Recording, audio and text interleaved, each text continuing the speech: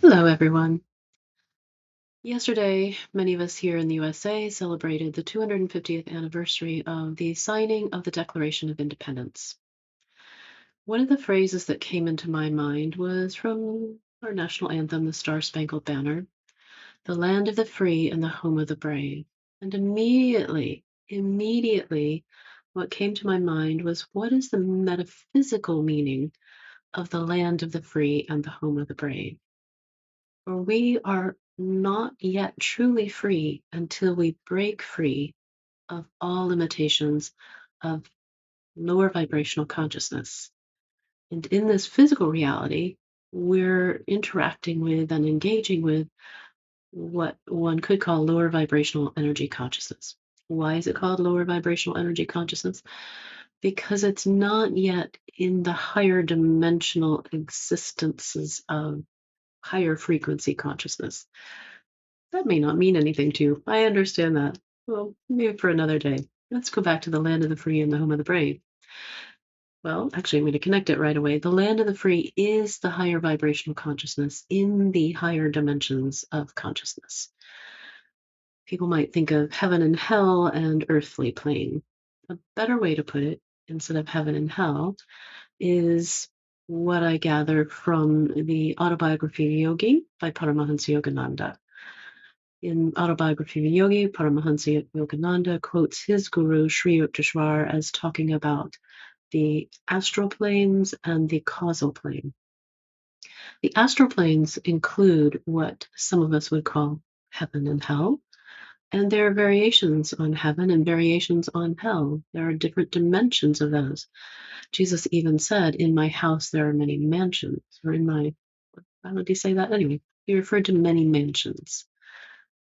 Those are the mansions of consciousness. They're consciousness dimensions of consciousness.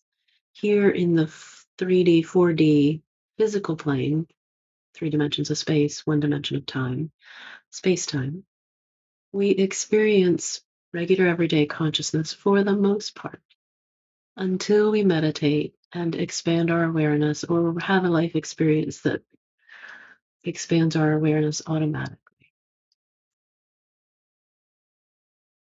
When we experience the expansion of consciousness, often it includes higher dimensional experiences, higher dimensional frequencies, higher dimensional visions, expansions of consciousness into other dimensions.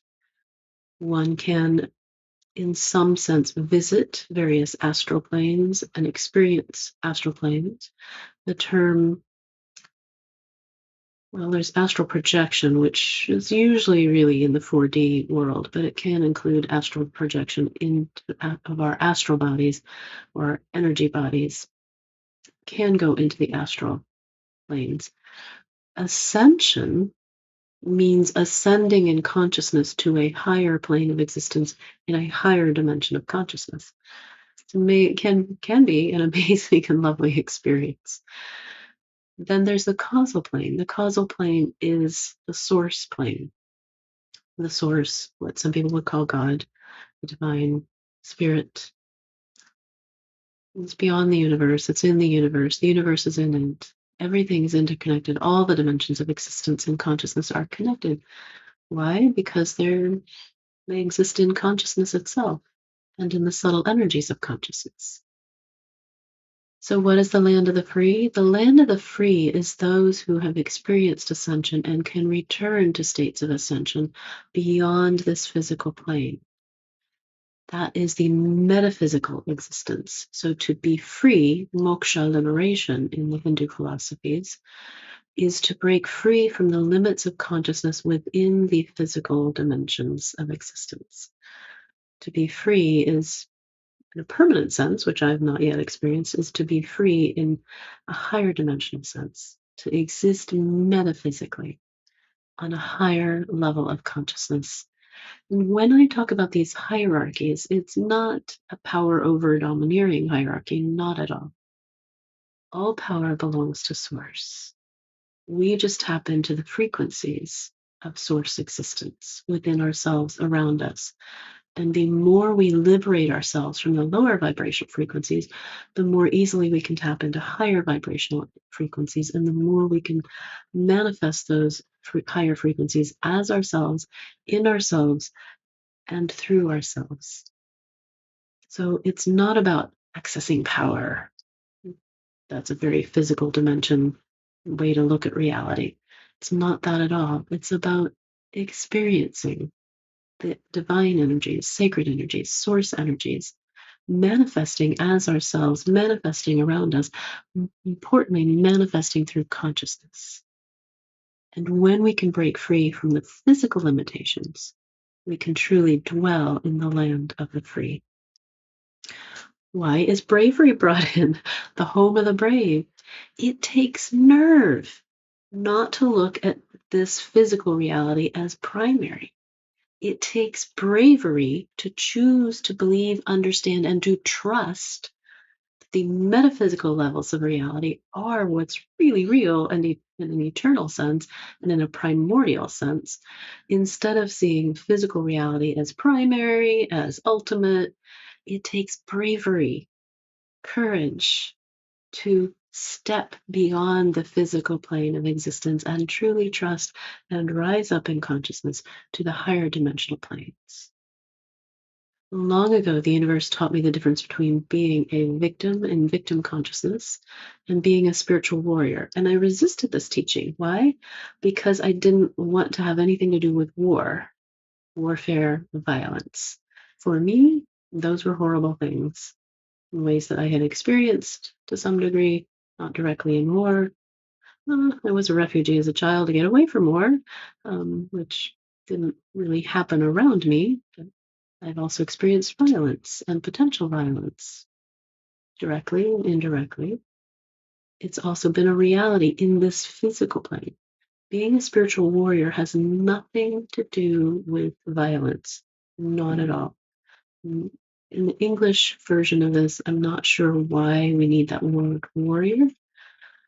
There's probably a more highly evolved terminology for this, but it is handy because it needs to emphasize it's not about our power. Being a spiritual warrior, again, means drawing on the power of Source and going out into the world to represent the higher power. We don't have the power. The higher power has the power. We go out and we stand forth in this world again with bravery and courage, trusting that the metaphysical reality is actually guiding us, is our true reality in and through what we see as physical reality. So when we trust the higher power implicitly and completely, we can trust that we can stand forth in this world as spiritual warriors, not to fight, not to kill, but to go and represent the higher power, standing against whatever comes our way.